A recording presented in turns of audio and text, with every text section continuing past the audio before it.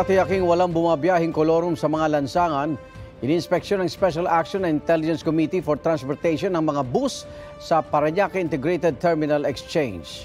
Live mula sa Macapagal Boulevard, may unang balita si Bam Alegre. Bam? Igan, good morning. Nagsasagawa ngayon ng operasyon ng mga otoridad laban sa mga sasakyang kolorum dito sa Parañaque. Maagang nagmatsyag ang SAIC o Special Action and Intelligence Committee for Transportation dito sa kahabaan ng Macapagal Boulevard. Binubuo sila ng mga tauhan ng Department of Transportation pati ng Philippine Coast Guard. Ang kanilang misyon, tiyaking walang kolorum sa lansangan o mga bumibiyahe na walang sapat na transportation documents. Ilang bus ang kanilang pinahinto para tiyakin na hindi sila bumibiyahe ng labas sa kanilang ruta at sila ay may kaukulang dokumento.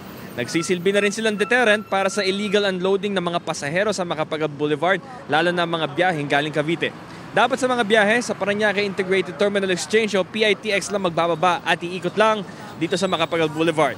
Bukod sa mga bus, pinapara rin nila ang ilang van na posibleng bumibiyahe rin ng illegal.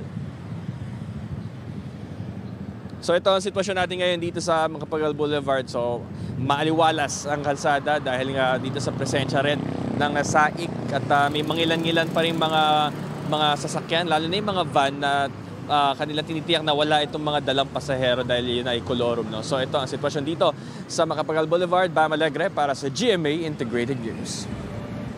Igan, mauna ka sa mga balita. Mag-subscribe sa GMA Integrated News sa YouTube. Sa mga kapuso abroad, subaybayan nyo kami sa GMA Pinoy TV at sa www.gmanews.tv.